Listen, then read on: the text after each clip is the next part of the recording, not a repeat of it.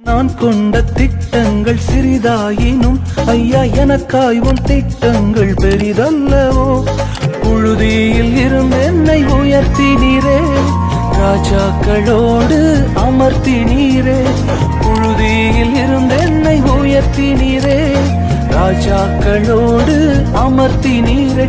உந்தன் கிருபைகளை எண்ணி நான் பாடுவேன், உந்தன் மகிமைதனை தினம் நான் ருசிப்பேன். அல்லேலுயா அல்லேலுயா அல்லேலுயா அல்லேலுயா. உம்மை உயர்த்துவதே எங்கள் நோக்கமையா, உம்மை பாடுவதே எங்கள் மேன்மையா. உம்மை உயர்த்துவதே எங்கள் நோக்கமையா, உம்மை பாடுவதே எங்கள் மேன்மையா.